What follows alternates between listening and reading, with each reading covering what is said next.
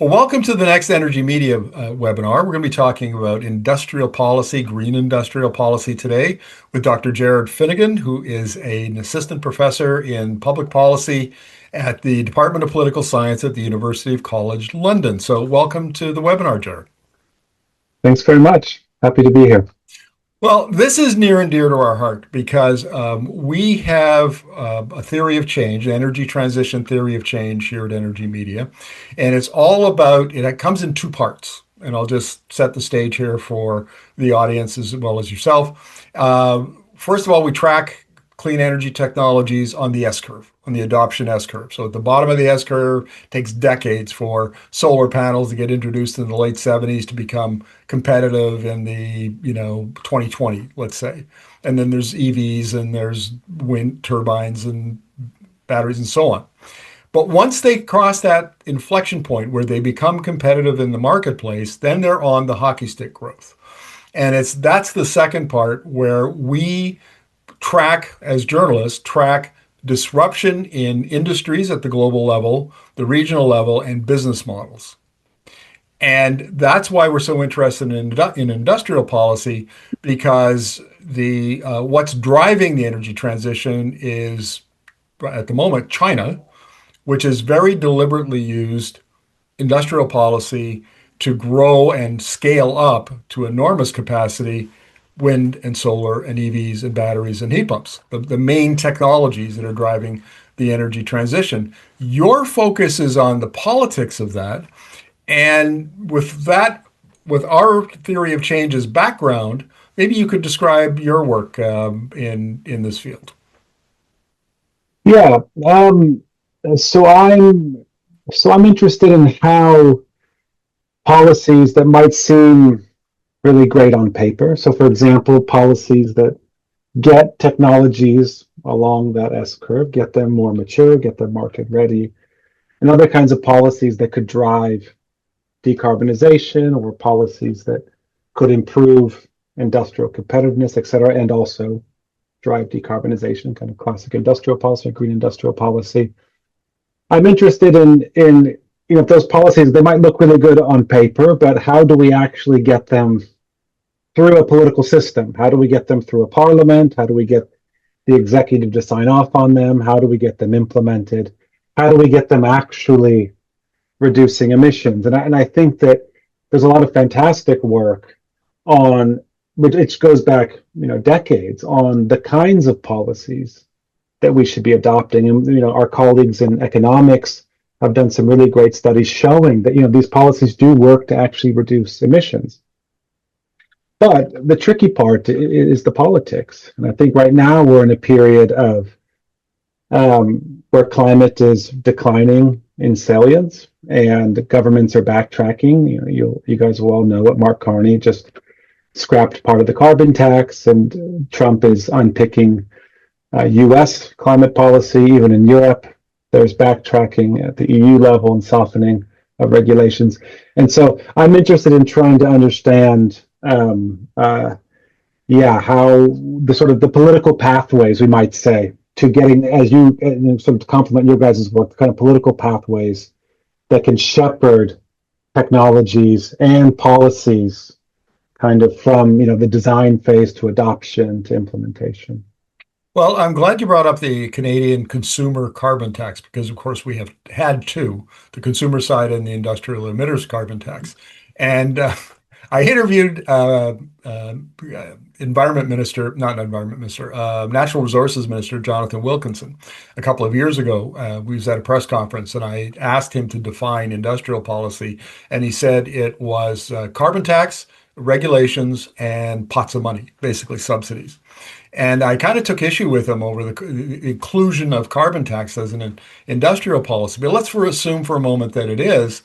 And I think it's generally agreed that the carbon tax, the carbon pricing, was reasonably well implemented, reasonably well designed, worked reasonably well, but was very poorly communicated. And my take on this is that Prime Minister Justin Trudeau, who brought it in and up until March was Prime Minister, didn't build a consistent political constituency to back that policy.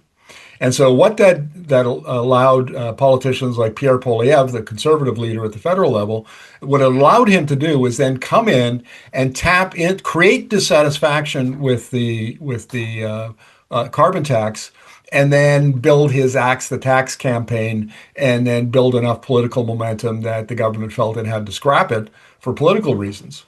And I think that is almost like a case study. You can have the best policy in the world, but if you don't do the politics to support it, you eventually either dilute it or it has to be it's done away with. What do you think?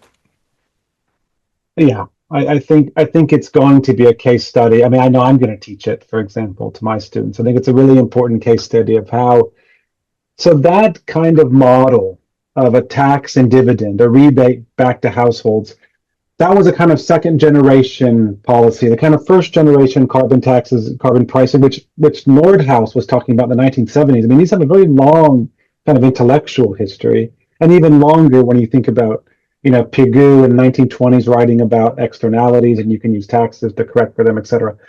So, but the first kind of iteration of the carbon tax was you just impose a tax on polluting activities and the market adjusts. But then we realized quite quickly that that was not very politically feasible outside of, so Sweden did that in 1991, a few other countries, but other countries really struggled. The US sort of tried to do that in 1993. Clinton had to backtrack.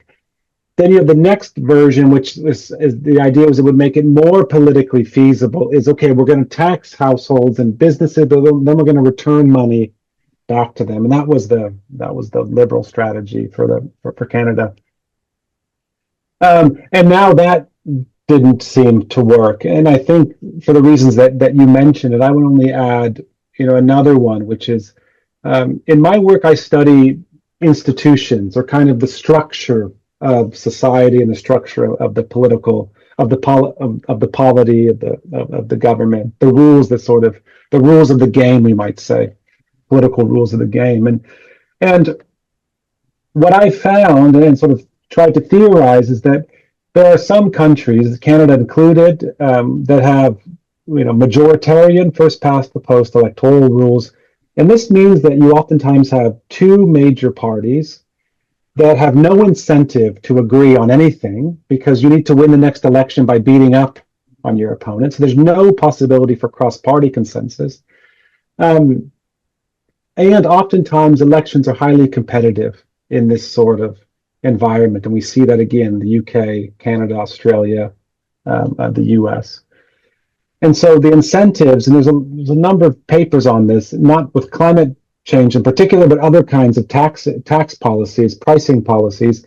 The incentives there is to not impose any additional costs on voters because you need every vote you can get, right? These governments in under these sorts of rules are highly sensitive to voter preferences, and so they want to keep prices low. And so in the countries I've mentioned, they all this sort of group of countries that share these institutions all struggle with imposing costs on households, less so on industry, and there's a different sort of theory there I can get into. But when it comes to trying to get voters to sort of to pay more, they struggle. And so when Trudeau adopted the carbon tax and did it with the dividend, to be honest, I was skeptical that it would work politically, given just the kind of rules of the game for Canada. But I wanted to be proven wrong. And so the fact that it's really interesting that Carney is eliminating only the consumer portion. Right, so this exactly is what we would predict theoretically, is that he would eliminate the consumer portion because he's worried about voters, but not so much worried about business backlash. And that's because in this sort of system, voters are worth more than businesses, under certain conditions. And so I would just sort of add that to the kind of post-mortem. I mean, there was really interesting work done by Matto Mildenberger, Catherine Harrison, who's at UBC, where they show that households actually didn't really know that, how what the dividend was for, where it was coming, how it got to them. So I think you're right. There was a communication, sort of breakdown. But I would say on top of that, they were fighting a kind of uphill battle, just given again the kind of structure of the way that politics works. I don't want to spend the whole webinar on carbon taxes, but there's a new wrinkle that's kind of emerged in that Alberta is leading the charge and the oil industry, and really Alberta is reflecting the oil industry's priorities to also axe the industrial emitters carbon tax. And the reason I find this interesting is because I did a lot of work in 2017, 2018 about the origins of the oil sands support for a carbon tax. And I won't bore you with the details, but there were some high-level meetings between 5 oil sands CEOs and 5 environmental group executive directors, and they came out with a handshake deal in the spring of 2015. The top of the list was support for carbon pricing, then an oil sands emissions cap, and emissions reductions in from natural gas, methane emissions reductions. And they took that to the Notley government, the left-leaning NDP government that we had at that time.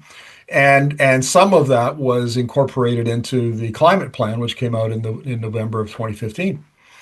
And so industry at that time was all on board with industrial emitters carbon tax 10 years down the road. And now they're saying this, we don't have an internationally competitive carbon tax, and you need to get rid of it.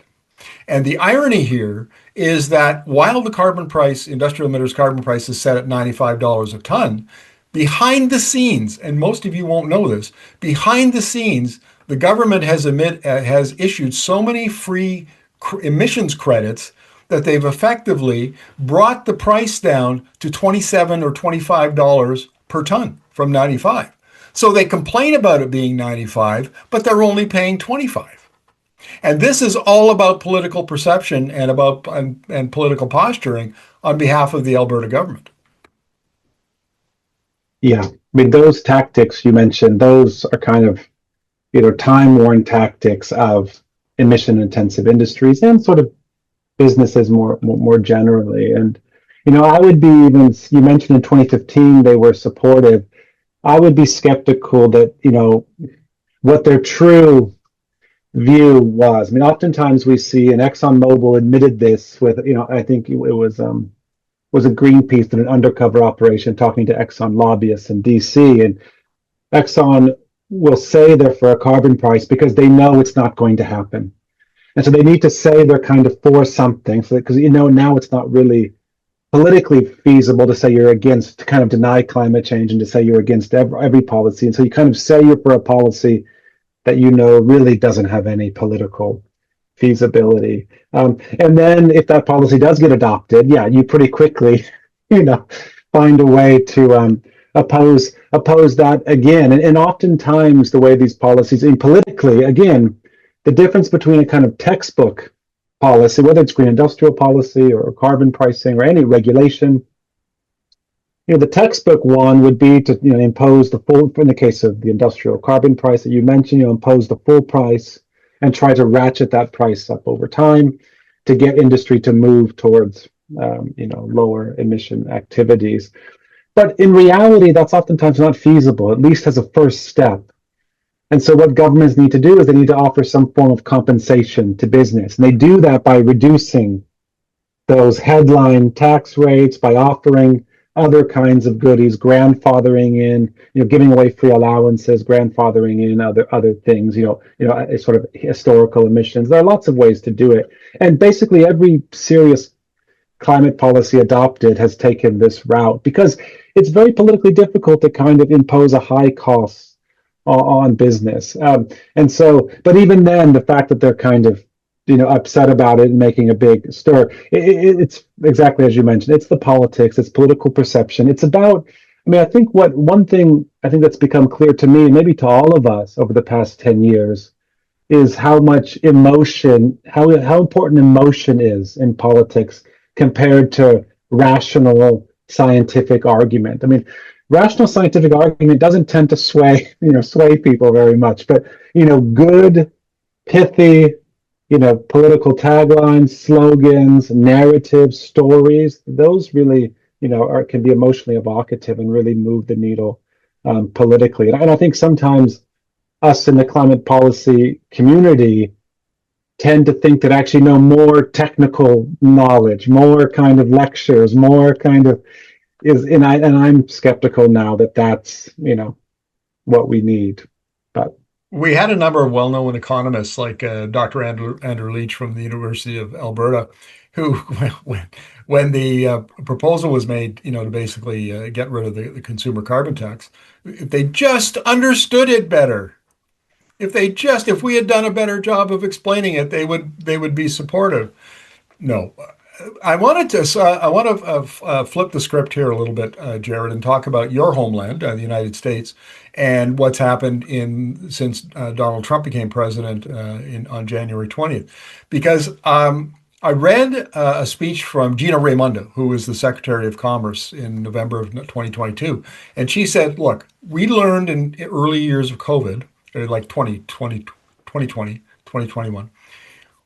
The United States could not be dependent upon supply chains from China, and that a lot of supply chains. And so we decided that as a matter of national security and military preparedness, that we had to build our own industries and supply chains here in North America. So we'd be talking about transportation like EVs and batteries and so on, and solar panels and wind turbines that generate the energy. And it seemed to me that that was, to some extent, highly political because if you're going to sell anything in the United States, linking it to national security, linking it to the military is a very good way to do it. And I thought that Biden had actually his political strategy to sell that the Inflation Reduction Act and the CHIPS Act and the Infrastructure Act worked pretty well, about as well as could be expected. And I just wanted to get your take on that. yeah, I think you're absolutely right. I think, and that came about, there's a sort of a long, preface to that. So many things failed in the U.S. So there was some sort of BTU carbon tax in the early 90s that fails. Of course, the U.S. never signs up to Kyoto. Fast forward to Obama, the cap and trade Waxman-Markey bill fails. Obama then does some executive actions; those fail. When Trump, some of them get held up in the courts, then Trump repeals a lot of them. And so when Biden came around, remember they tried a few things. They had some regulations, a clean electricity standard. Joe Manchin wouldn't sign on to that. Then they put an idea of a carbon tax in the U.S., which I knew must have been a rumor because I didn't think that was actually ever politically feasible.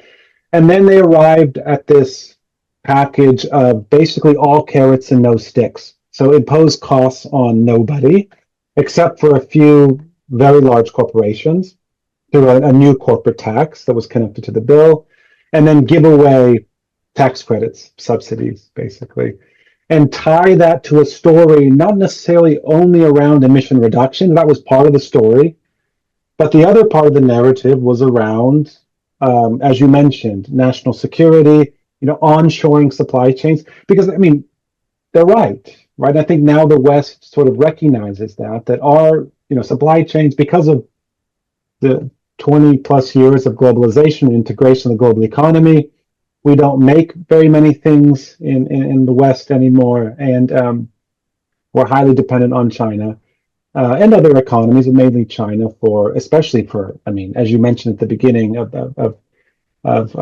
today, Markham, that for basically all our clean technologies are run through China.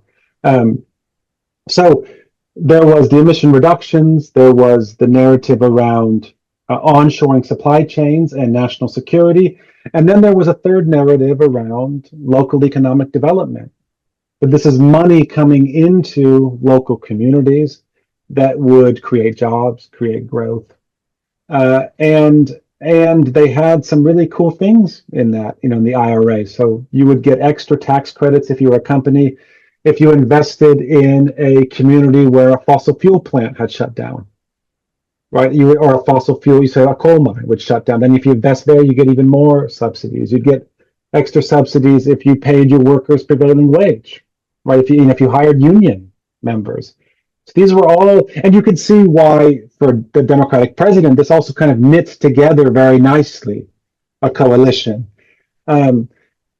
And I think the worrying thing is that it looks like it may not work politically. So even this kind of policy, I think the most worrisome something for me is that even this kind of policy, which got adopted in the US, where basically everything else failed, is now being unpicked by Donald Trump. And we thought that this would be a policy that would kind of cement itself in over time and create a political constituency that really stood behind it. But what we're not seeing that. So, for example, in the budget bill, I won't use Trump's name for it, but the budget bill, uh, uh, you have senators and Congress people from districts that are benefiting from the IRA voting to scrap parts of it, not all of it, parts of it.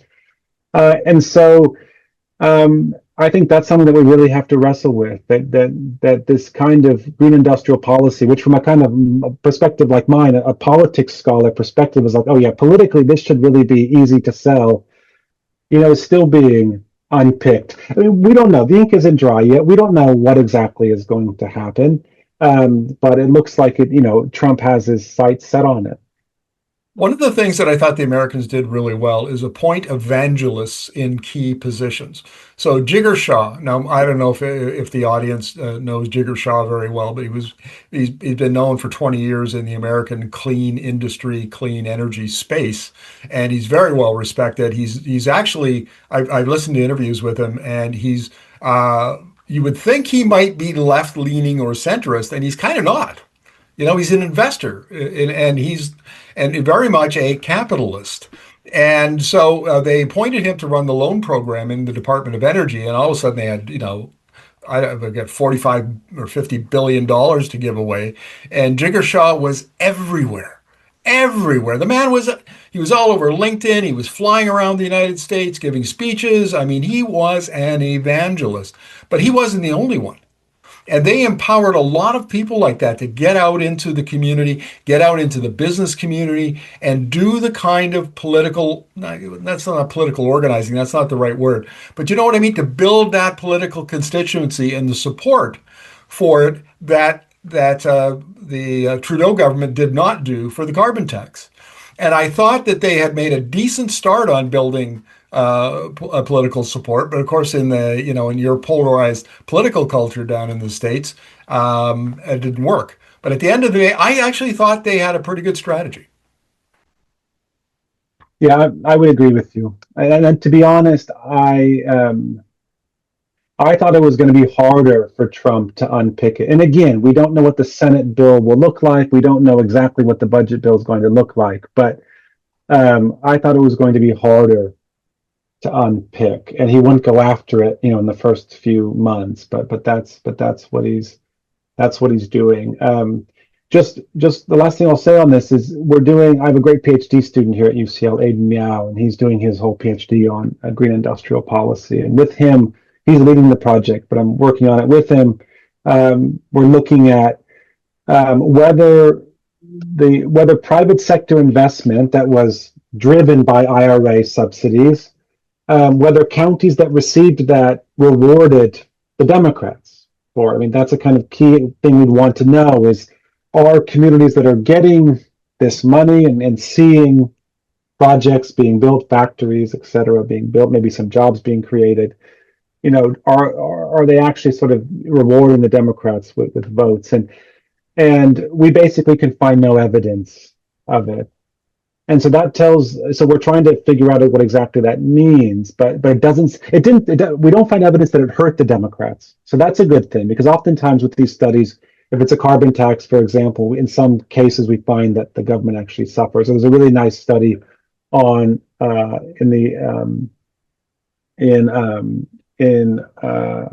oh my gosh, the Ottawa, I think it is, on with the wind power and the wind policy in 2010. Anyways, the provincial government was sort of punished for that. Voters didn't like it. So we don't find that voters punish the Democrats for it, but we don't. I think we thought there might be more. It would do more to sort of move the needle, especially given, Markham, what you just mentioned, this kind of, coast to coast campaign. And I agree. I think there was a really good ground game, and they were outselling it, and still we don't see that. I I don't think I've read one news story that where, people were out protesting in front of, their clean energy factory, don't take our jobs. I can't, maybe you've seen a story about that. I haven't seen any story of people sort of coming out and trying to stand up for the IRA. And so, but I could be wrong on that. I'm not sure, but at least, what I haven't seen anything. And so I think that tells you, I think it's something ominous, which is that this is going to be very difficult in a country like the US, and it wouldn't be as worrying if the US wasn't the second largest emitter. And we can't get anywhere near addressing climate change, hitting temperature targets, if the US doesn't dramatically reduce its emissions. Not saying nothing about the US being the largest cumulative emitter and the kind of moral and ethical obligation the US has to dramatically reduce its emissions. And so my prediction is that it's going to be this back and forth, for the foreseeable future. That the Republicans will lose, in maybe 4 years, and then the Democrats will try something. The Republicans will unpick it, and before we know it, it'll be 2050, and the U.S. wouldn't have done very much at the federal level. The state level is a little bit different, but at the federal level. Gotcha. Jared, we've talked about the Canadian consumer carbon tax and I guess the industrial emitters carbon tax as well. We've talked about the U.S. federal industrial policy. Now we're coming back to Canada because now we have a new prime minister. I mean, my goodness, the guy's got a PhD in economics from Oxford. He's run two central banks. He's led the fight for climate finance for the last X number of years. Mark Carney is about as qualified to do industrial policy. He actually knows what it is. He didn't have to have a briefing note. And he's kind of lecturing reporters during press conferences about what it is, which was quite humorous for me. But here's the point. He wants to use industrial policy as his primary means of opening up the economy for east-west trade, and that's really more of a policy issue than it is industrial policy. But then he wants to build new industries, he wants to build ports and infrastructure and so on. And there's already a very vigorous debate about what should be done and how it should be done. And Alberta is unfortunately leading the way on this because it is demanding a big expansion of the oil sands and at least two pipelines. One, the Alberta Premier Danielle Smith says should be 1 million barrels a day out to Prince Rupert. And that's kind of hijacking the whole discussion around industrial policy, the politics of it. And just today, I got in my inbox, the International Energy Agency sent their monthly oil report and said everything is speeding up. The global oil transport demand for oil is going to peak in 2027. All in, the whole market will peak in 2030. It's now looking more certain than ever that we're going to peak in 2030. So there's a very grave danger here that politics will hijack Carney's agenda, will build all of this oil and gas infrastructure, and it will come online just as peak oil demand and probably peak gas demand hit in 2030.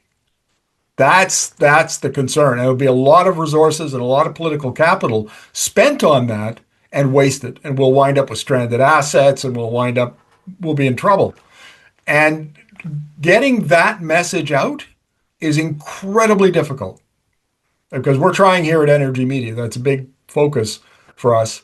So any insights, any observations, advice, anything that you can provide will be appreciated. Yeah, no, I don't have, I don't have any magic solutions. I think Mark Carney is faced with a very tricky, like many governments. I mean, it's, Canada has stubbornly high per capita emissions. I mean, very high as the US and Australia, and I think some of the Gulf states.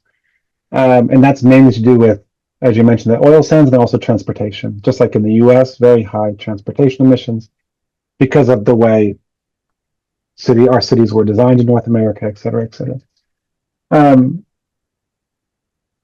you have an economy based on, a lot of primary sectors. And so you need, I mean, governments. So Marconi wants to be reelected. The Liberals want to be reelected.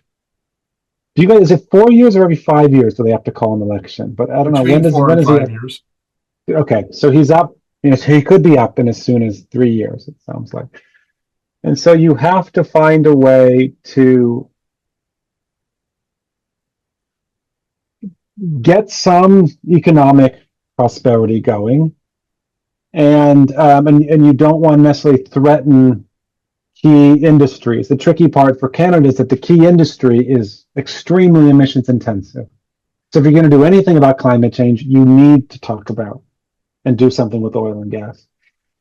Now, if he wants to pursue, and it sounds like he wants to pursue some sort of green industrial policy, which is really just saying a policy with kind of dual objectives. On the one hand, you want to reduce emissions, but on the other hand, you want to increase economic competitiveness or shift the economy in some way, or you want to target economic change. That's really the key thing about industrial policy. You have a sort of plan about how you want to reshape the economy.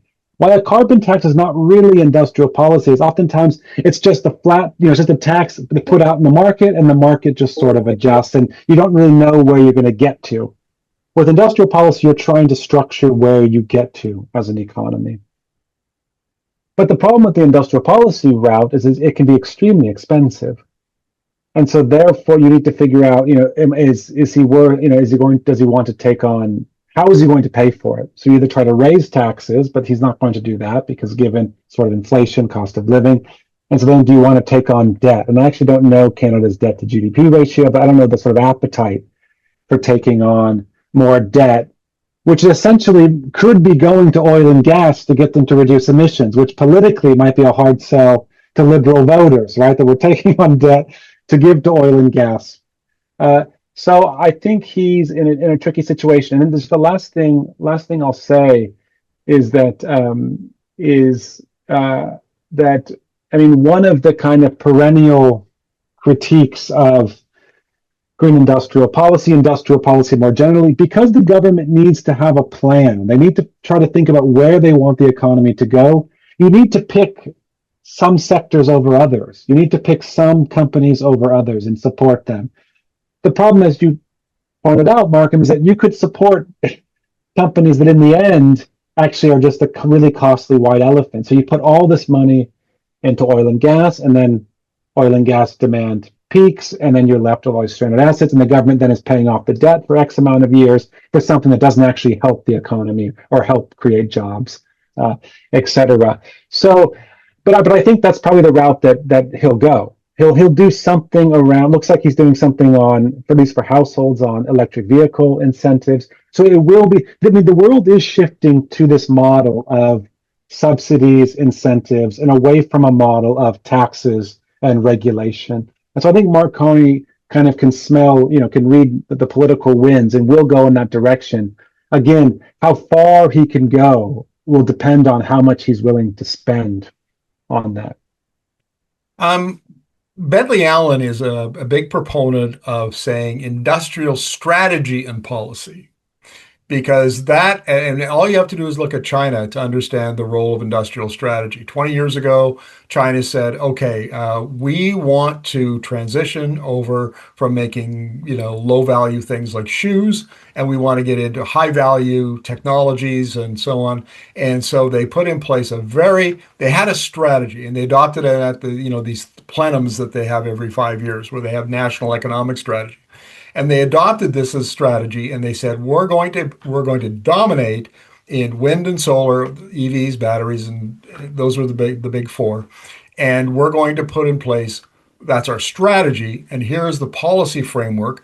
And it's complicated in China. It's not like the government says, okay, this is going to happen, and it happens. You have to bring the provinces along, and the provinces have to bring the cities along. And they did all of that. And they put they spent the political capital to do all of that organizing. and it succeeded, I think, even beyond their own expectations. They had a strategy, they put in place the policy, they monitored the policy, they adjusted the policy as required as the thing began, those industries began to get traction and so on. And very often in Canada, because we have a decentralized, very decentralized federation, getting strategy together is almost impossible. We can't get provinces to talk to each other. They become political battles. And so we just have these pots of money and say, okay, well, this we can manage. And I think that's going to be our big challenge is not the policy, the industrial policy. You can figure that out. That's not rocket science. It's a strategy and how you build a political constituency around a strategy. And that's where Danielle Smith has done her most brilliant and destructive work. And that is she's created a political constituency for an expansion of the oil sands and the construction of pipelines. And she's got support from some of the premiers. She's got support from the media, which is very right wing and corporate here in Canada. And there's a lot of political momentum, and Carney is kind of caught up in that. It's hard for him to, the lemmings are going towards the cliff, and he's trying to go the other way, and it's a tough gig. Any insights or advice that you might have on that front? Yeah, I mean, fantastic points. I mean, I think what's really interesting to kind of, I think a good, and even Mark Carney himself is a nice case study in climate politics. And so, as you mentioned, when he was at the Bank of England, for example, Bank of Canada, these are positions where he doesn't have to run for re-election, right? So he's safe, he's insulated from voter backlash, from resentment, from industry lobbying. And we kind of can see maybe more his true colors, right? He was very concerned about climate change. I mean, really a leader when it came to green central banking. I mean, really the intellectual leader, but also sort of in practice.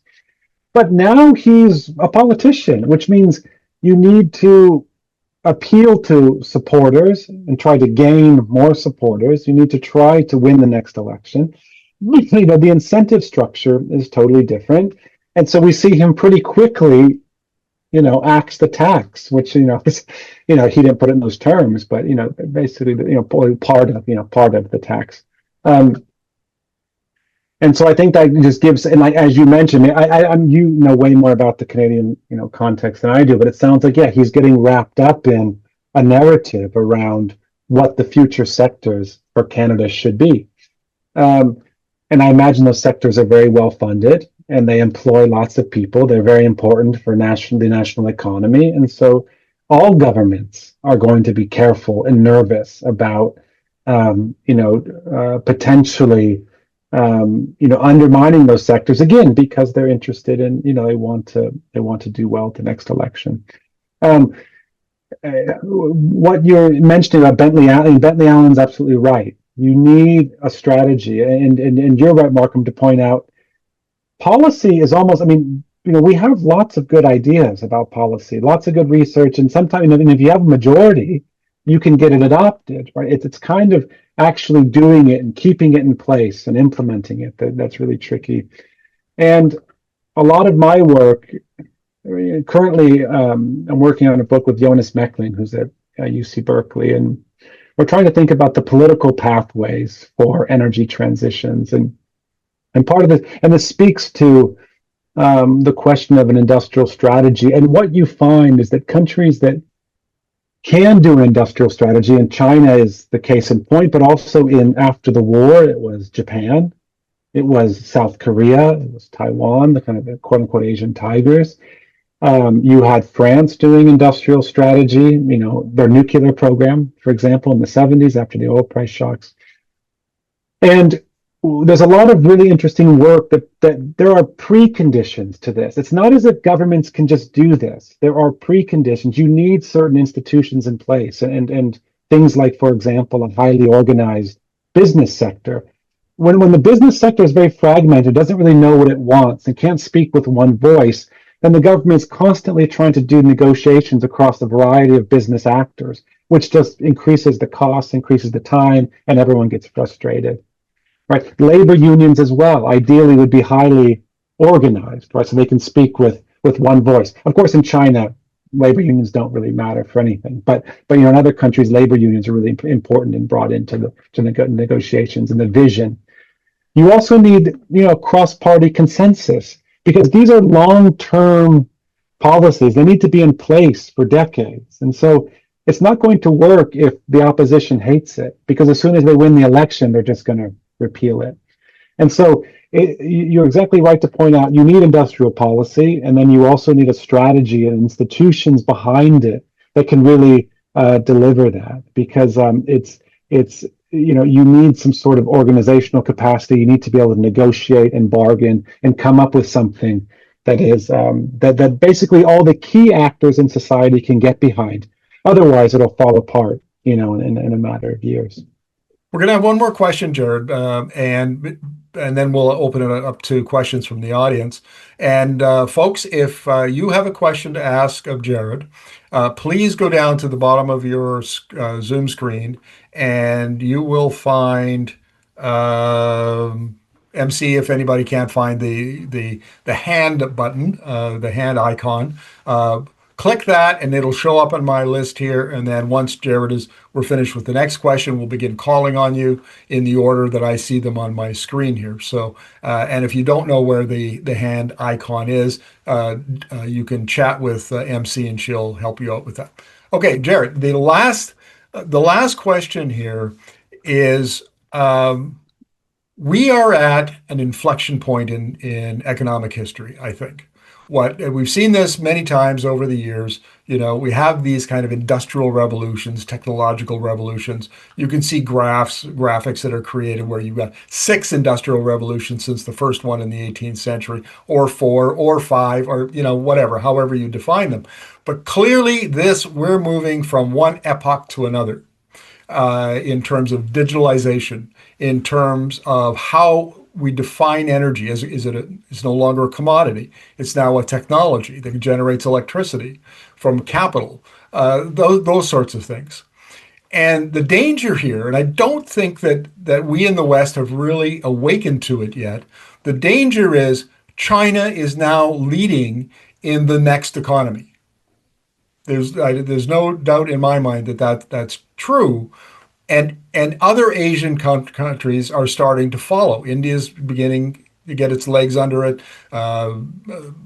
Indonesia, Malaysia, Vietnam, Thailand, all of them are very aggressive in various parts of the supply chains and industries. We here in the West could be eclipsed economically if we don't figure out what's going on and come up with a strategy to be competitive. And the only way to respond, from my point of view, is an industrial strategy, followed by industrial policy, and supported by a political strategy and process to make sure that it actually works and has a political constituency. That's my take on it. Just how would you respond to that? Yeah, I would agree that we're at a very on many dimensions, which I don't have to probably list for all, for everyone here. On many dimensions, we're at a very interesting, horrific, and there are many adjectives we could come up with time in history. And the world is changing, and the old order is breaking down, and we don't exactly know what the new order will look like. And Markham, you made some predictions about the rise of China. I think there's some good evidence to suggest that China we're moving into a multipolar world where China will be dominant definitely in Asia, perhaps more broadly. The U.S. hegemonic position is crumbling, and when it comes to, as you mentioned, new sectors, China also leads, on those by quite a substantial margin, and so countries of the West, but that also includes Japan, South Korea, um, have to think about, what where we, how, as you mentioned, right, some sort of economic strategy with a political strategy, with, and I mean, increasingly with a security strategy. So I'm here in London. Europe is rearming at a remarkable rate. I mean, that's the world we're in now. Germany is going to spend huge amounts on rearmament. I mean, um, and so, uh, and so countries are asking themselves questions about, what should be made in the West, what should be made in Canada, what should be imported, what should be made in Europe. And what we're finding is that if you want to decarbonize the quickest and the cheapest, do it with Chinese imports because those are available, they're low cost, they can be deployed at scale. There's lots of, but that is going to erode your domestic manufacturing base. It's going to erode perhaps good jobs, et cetera, industrial decline. And so countries have to make decisions about which sectors you want to try to lead in. But this is difficult given that China is quite far out in front in many of these. So, for example, you guys probably will know about, Sweden tried to have, which we talk about in the policy brief. Sweden tried, Northvolt in Sweden tried to start. They were going to be the kind of the battery supply chain for Europe, and they went bankrupt recently because they kind of couldn't do it. I mean, they couldn't compete with the Chinese, and so um, it's going to be very tricky. You need to pick, and solar now is probably. I mean, there's different. People have different views on this, but it's unclear whether the West can be cost competitive. In solar technology manufacturing. And what's really interesting about this is that Donald Trump's tariff plan is all about this, actually. So what you see in the U.S., at least, the right wing is also recognizing that they don't care about the climate stuff, but they care about the domestic manufacturing, the industrial base, good jobs.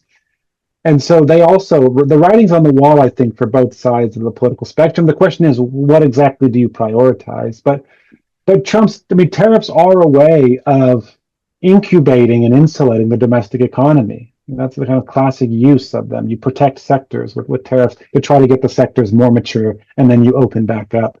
Um, they're pretty clunky. They're not, I mean, they're kind of better policies you could use. And then with Trump, the problem is nothing's credible. He just walks things back as soon as you do it. So that means, I mean, for companies to actually change their behavior, they need long-term certainty that the tariffs aren't going away before they invest, hundreds of millions of dollars, billions of dollars in the U.S. And but Trump, everything changes, so that's not really going to work. But my point there is that, and this is, I'll end here, is that we're seeing the political class in many Western countries realize that we are at a turning point, and we need to think about what is the industrial base that we want going forward. So, for the UK is having a debate: does the UK want to be a producer of virgin steel? Right, the blast furnaces are closing down. So, should the UK be able to produce its own steel? That's a kind of, people have different views on that. And then I'll just reiterate the point that if you want to, again, there's this trade-off between the speed of emission reductions and the kind of domestic industrial base. You don't, it's hard to get both. We'll get into. I'm going to call on Jenny Jeremy here in a moment, but I want to finish with this point, and that is Canada has a deep institutional and structural impediment to change. Is Charlie Angus, who's a very colorful former NDP member of Parliament. I was interviewing him, and he called Canada three oligarchs in a trench coat. And the point he was getting at is that because we're only 40 million people, we have a small open economy, we tend to have a lot of very large incumbents who either have a monopoly in a particular sector or a particular province, or they're an oligopoly, there are only two or three of them. And so they exert a tremendous amount of influence over the political discourse and government policy and so on. And so getting Canada to change it's the proverbial super tanker.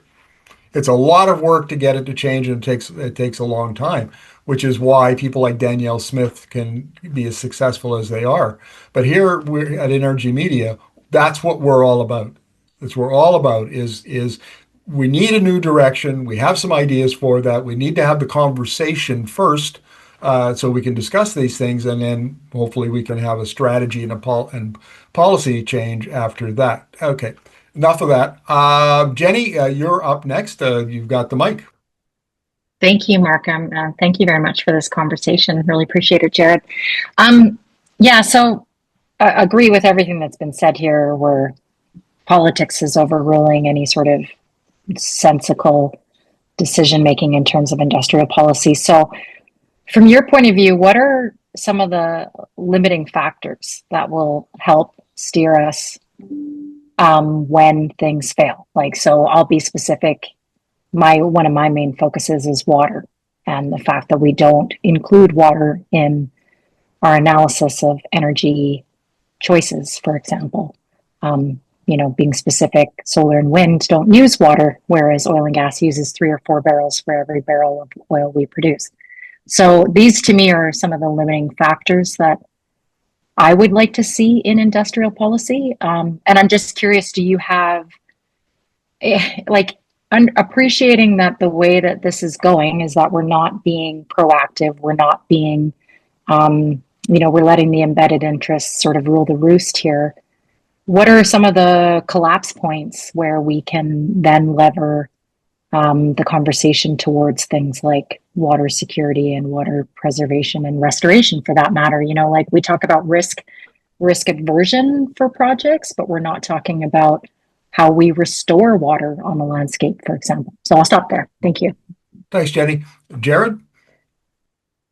Yeah, thanks, Jenny. I mean, really fascinating.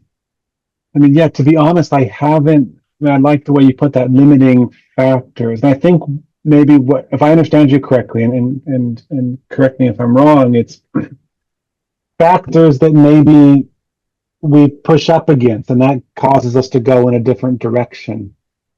Yeah, water. I mean, especially I'm from California. I mean, sometimes we have water, sometimes we don't. And that is a limiting factor now when it comes to urban sprawl, suburban sprawl. I mean, planning is changing a bit, but also it's interesting what you said about oil and gas. I had no idea it was so water intensive. Agriculture as well. I mean, incredibly water intensive. That's where most of our water goes in California, is to, who they kind of rule the roost when it comes to California politics. The farmers, the big farmers get what they want. Yeah, so I'm just going to try to think off the top of my head what might be. I mean, I think climate impacts are going to be accelerating. But I don't know there's one view that says, oh yeah, when the impacts come, people are that'll be a kind of limiting factor. That'll get us the kind of change. That'll get the kind of, the big tanker that Markham mentioned, that'll get that to sort of start to move. I hope that's right. Although there is some evidence that's kind of short-lived. People don't kind of change their long-term views about, their view on climate or their support for different policies. So I think there's still, the jury's still out on whether climate impacts will change things. I mean, one thing I think about, and maybe this isn't really addressing your question, Jenny, and if it's not, I'm sorry, but one thing I think about is the role of geoengineering. And I think one scenario is that we don't get our act together on mitigation, and it doesn't seem like, I mean, we are to some extent, but it's slow. We need to really put our foot on the gas when it comes to mitigation. And if we can't, and especially as global cooperation starts to break down, which it is, then you could imagine countries going their own way when it comes to geoengineering, right? Trying to block sunshine over China or Russia, or, and having no sort of global agreement on how that looks. And that could be potentially catastrophic. We don't really know what. And so I wonder if that's what some governments also think is coming, and that's what we'll rely on to avert sort of climate catastrophe. But Jared, do you mind if I interrupt? Because we've got two more questions. That's fine. Yeah, I'll stop there. And I'm going to call on Roger Gagne, but before I do, Roger he and I don't agree on the role of climate in the political discussion. So this is actually, I'm glad that Roger, we're going to get him a question in, but because here at Energy Media, we don't talk about climate. We talk about clean energy and the energy transition for the very reasons you're talking about. Roger takes the opposite position, and he backs it up by going out on a regular basis with a sign, and he stands on the sidewalk and he engages Albertans in conversations. He's a one-man political change agent. And with that as background, Roger, I'm going to turn it over to you. You've got the mic. Thanks, Markham. I actually, climate is never my starting point. And like what I focus on when I talk to people out in the street and on public walkways and in front of public buildings and things is how vulnerable, how economically vulnerable we are in Alberta, because increasing or stable demand for our beloved oil and gas exports relies on the rest of the world going, climate change, meh, whatever, we're sticking with fossils. And also relying on them ignoring the falling cost and increasing reliability of renewables and clean tech. Horrible bet to place. But anyway, my question for Jared, I put this in the chat, but you probably didn't have time to read it. So William Nordhaus spoke a long time ago about the idea of climate clubs. And I think the International Powering Past Coal initiative led by the UK and Canada was one example of that. The Beyond Oil and Gas Alliance, which has about 24 national and subnational governments as members, I think is another example of that. Are there others that are sort of percolating that you know about, or is there any hope on that front that like willing countries might go, can't do anything about Trump, can't do anything about the US, but we're going to band together and do what we can? Yeah, I mean, yeah. So this, other than the ones you mentioned, I mean, this is a really, I think, potentially, could be quite significant. If countries, if you had clubs outside of the negotiating blocks within the UN process, banding together, like for example, in the ones you mentioned, powering past coal, etc. I don't know. I'm trying to sort of think. I don't know of any more recent ones than those. And the challenge with, for example, powering past coal is that, ideally we'd get big coal. I mean, the first step is to get countries that aren't so reliant on coal, because they should be the easy ones to bring on board.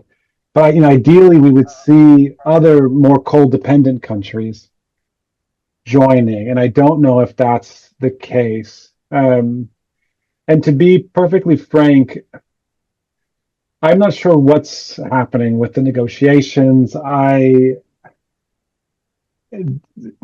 As global cooperation starts to break down, I think we will see some of the things you mentioned, Roger, where people say, okay, Trump can, the Americans do what they want. We're going to do something else on the side.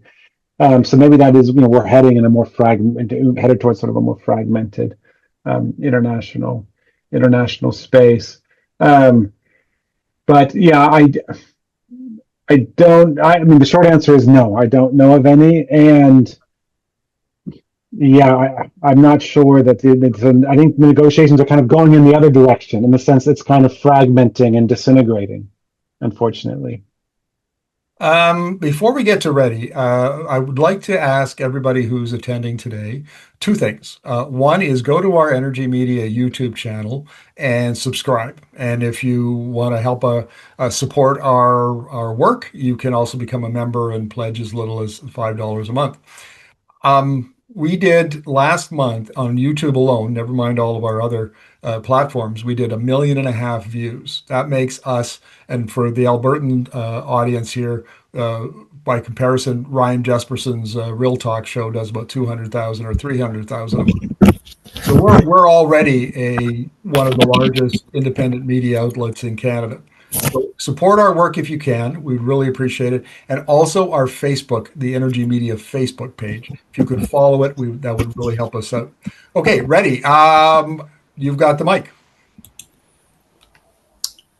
Hi. Yeah. So I was, yeah. Thank you for inviting me for this climate series talk, and I'm really glad that you have eloquently spoken about climate, energy transition and other elements of climate, sustainability across the world, and also the global competition between nations. So, I did my research among indigenous communities and the decentralization of clean energy projects across Canada, and also indigenous led projects, and their involvement and their engagement with the solar, wind, and hydro projects, built over the past 30 years. So, I greatly appreciate the global competition, and again, Canada hasn't been doing well in terms of the climate. I mean, renewable energy partnerships, and also energy transition to the promise that our former prime minister, has like setting a annual and also 2030 goals, because those goals really speak about the Canada stand on clean energy partnerships, and also the energy transition. Because when I interacted with the indigenous partner stakeholders and other industry firms, both provincial government and also the federal government, for federal stakeholders, as well as the community organizations across Canada, they have said that we haven't been receiving good, like, the amount of attention and also the budget, capital, and also the capacity building programs to uh, leverage these clean energy projects, so that we can achieve the climate goals by 2030. Because all these goals have been postponing again and again, although liberal government has promised, and also they have shown strong leadership over the past, at least for even since the period Trudeau, former prime minister of liberal government has been doing great in terms of the climate and environmental sustainability all across Canada. And then I think Could I get you to ask your question of Jared? We're coming up to the end of the webinar. Yeah, sure. I was wondering, like, where we are standing at the moment, and also I think Denmark has been doing like really great in comparison with the other European nations or even Western nations. And I was wondering if how we can boost up or leverage more and more, so that we can achieve this, clean goals or climate goals by 2030 or 2050. Thank you. Thanks, Freddie. Yeah, thanks, Freddie. Yeah, it's really important question. I don't have, the magic. I don't have all the answers on this, but I think it will come down to, at the federal level, the Canadian government being able to chart a political pathway that is viable towards that goal. And that's entirely possible. Countries do that. Like you mentioned, Denmark. Yeah, Denmark has really been reducing emissions dramatically since the 1970s, after the first oil price shock. Sweden as well. I mean, there are countries, France with its rollout of nuclear. We're doing a project now, and we estimate that France reduced emissions by 60% in the electricity sector throughout the 1980s and 90s with its massive nuclear rollout. So this is possible.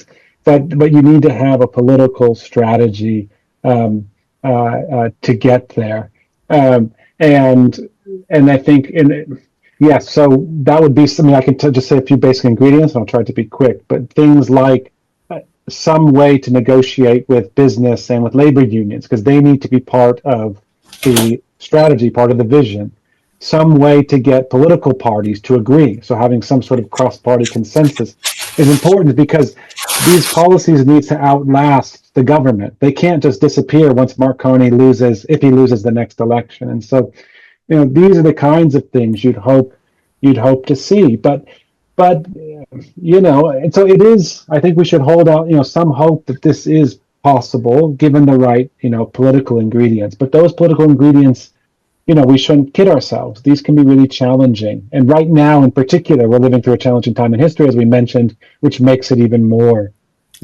challenging. Yeah. Thank Thank you. you Thanks. very much, Reddy. Well, we're going to close the webinar now. Excellent. I would like to do with an invitation to everybody that's on the webinar to check out Energy Media's Canada 2050 campaign. So Canada-2050.com, and we'll lay it all out. It's got 3 parts to it. One is add more value to natural resources before exporting them. 2, electrify. And 3, build all the infrastructure that you need to do the points 1 and 2.